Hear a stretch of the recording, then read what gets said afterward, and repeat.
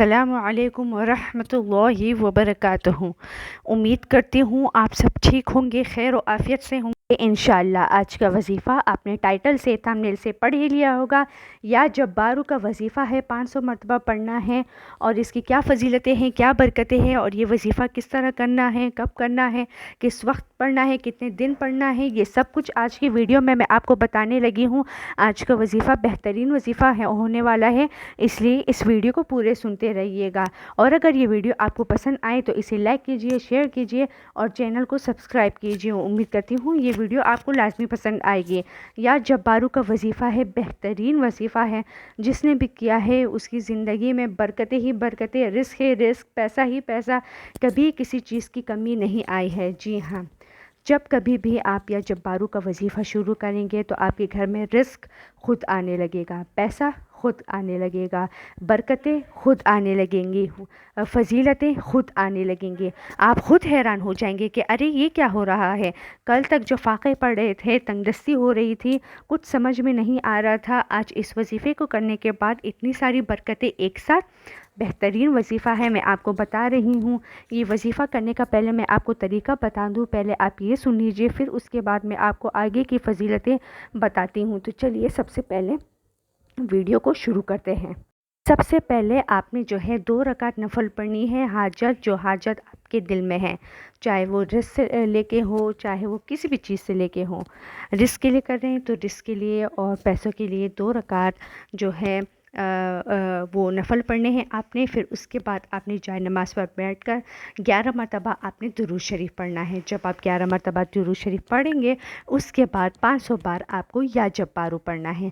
یا جبارو آپ نے 500 بار پڑھنا ہے۔ 500 بار پڑھنے کے بعد پھر آپ نے 11 مرتبہ درود شریف پڑھنا ہے۔ جب آپ 11 مرتبہ درود شریف پڑھ لیں گے، پھر اس کے بعد آپ نے دعا مانگنی ہے۔ اور دعا مانگنے کا طریقہ کیا ہے، جو کہ میں اپنی ہر ویڈیو میں بتاتی رہتی ہوں۔ سب سے پہلے آپ نے اللہ کی تعریف بیان کرنی ہے، جیسے کہ سورہ فاتحہ یا سورہ اخلاص۔ پھر اس کے بعد آپ کو 1 مرتبہ درود ابراہیم پڑھنا ہے۔ درود ابراہیم پڑھنے کے بعد پھر آپ کو آپ کے دل میں جو بھی دعا ہے، آپ کو وہ دعا مانگنی ہے۔ وہ دعا مانگنے سے پہلے سب سے پہلے آپ کو اپنے اور اپنے گھر والوں کے لیے خیر مانگنی ہے، کیونکہ جس چیز میں آپ کی خیر ہوگی، آپ کے گھر والوں کی خیر ہوگی، وہ چیز آپ کے لیے بہتر سے بہترین ثابت ہوگی۔ پھر ایک بار دوبارہ درود ابراہیم پڑھ کر اپنی دعا کو مکمل کر لیجئے۔ اس طرح سے آپ نے دعا مانگنی ہے، اور درود ابراہیم کے ساتھ کی جانے والی دعا لازمی قبول ہوتی ہے۔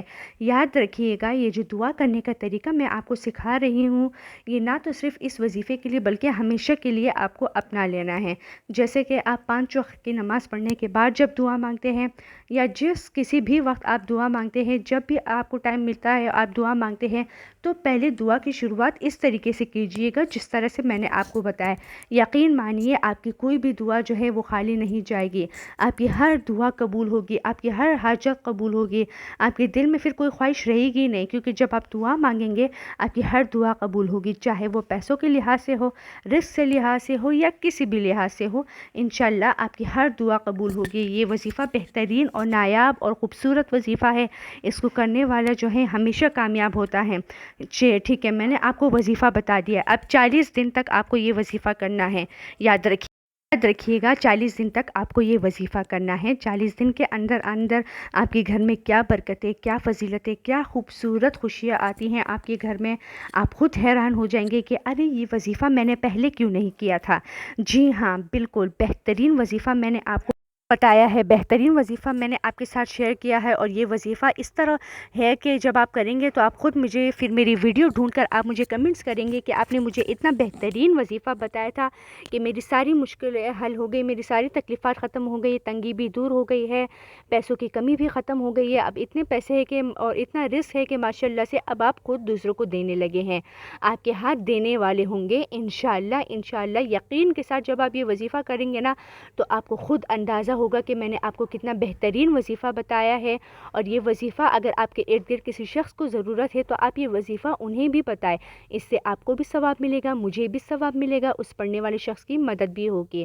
اور مجھے کمنٹس میں ضرور بتائیے گا کہ آپ کو آگے اور کس وظیفے کی ضرورت ہے، کس جو ہے مسئلے کے لیے آپ کو وظیفہ چاہیے، تاکہ میں اس پر آپ کے لیے ویڈیو بناؤں۔ امید کرتی ہوں آپ کو میری یہ ویڈیو پسند آئی ہوگی۔ اگر پسند آئی ہے تو اسے لائک کیجئے، شیئر کیجئے اور چینل کو سبسکرائب کیجئے۔